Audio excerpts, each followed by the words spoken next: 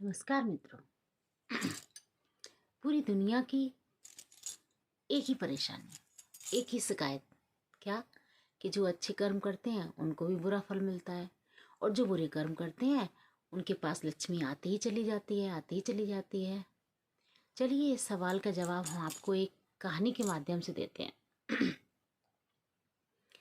एक पुजारी जी थे, भगवान की बड़ी सेवा किया करते थे, बुजुर्गों का ध्यान रखते थे, प्यासे को पानी पिलाते थे, भूखे को भोजन करवाते थे और भगवान को जल अर्पण किए बिना कभी भी भोजन नहीं करते थे। पुजारी जी एक दिन जा रहे थे भगवान को जल अर्पण करने के लिए, तो जो शिवलिंग था वो जंगल के रास्ते से होता हुआ जाता था।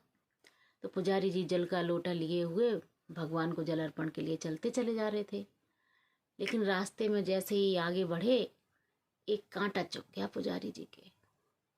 कांटा भी ऐसा कि गजब कर दिया उसने, तो पैर के नीचे से घुसा और ऊपर तक निकल आया।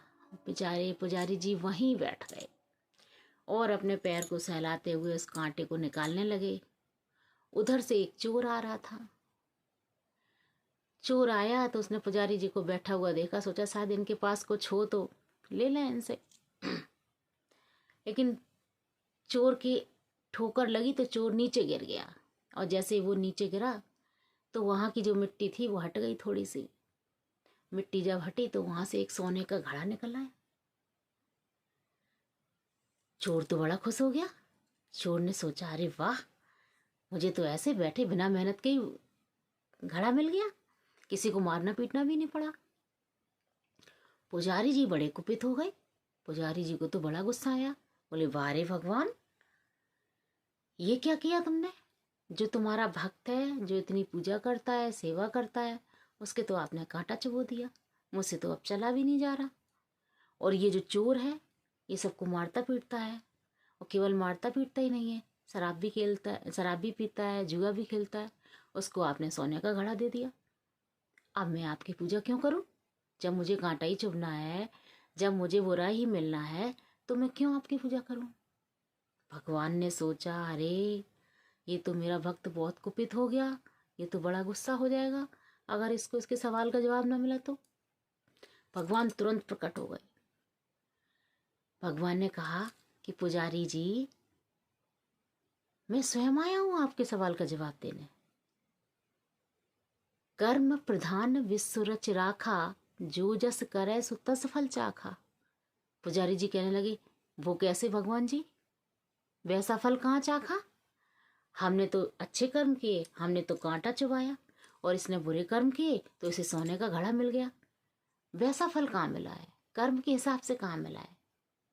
भगवान बोले कि पुजारी जी, आपने पिछले जन्म में इतने बुरे कर्म किए थे कि आज के दिन आपको फांसी की सजा होनी तय थी, लेकिन आपने जो अच्छे कर्म किए हैं उन अच्छे कर्मों की वजह से केवल आपको एक कांटा चुभ गया, बस इसी सजा में आपकी फांसी की सजा कम हो गई।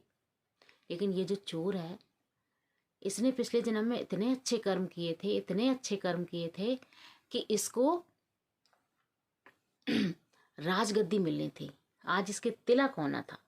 तो उस इसने इतने बुरे कर्म किए, इस वजह से उसे राजगद्दी की जगह सोने के घड़े से संतोष करना पड़ा। अब आप बताइए कि जो अच्छे कर्म कर रहा है उसको कैसा फल मिल रहा है और जो बुरे कर रहा है उसको कैसा मिल रहा है?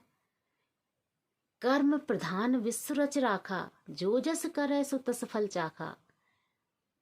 मैंने तो पूरे विश्व को ही कर्म के वशीभूत कर रखा है। व्यक्ति स्वयं अपने प्रारब्ध को बनाता है, स्वयं अपने कर्म को स्थापित करता है। तो आप जैसे कर्म करोगे वैसा ही फल आपको प्राप्त होगा। इसलिए इस कहानी से हमें ये सीख लेनी चाहिए कि चाहे मेरे साथ कितना भी बुरा हो रहा हो, लेकिन हमें अपने अच्छे कर्मों को कभी भी त्यागना नहीं चाहिए, क्योंकि आज जो मेरे अच्छे कर्म हैं कल वही मेरा भाग्य बनेंगे, वही मेरा प्रारब्ध बने। कहते हैं ये चीज़ किस्मत से मिली है।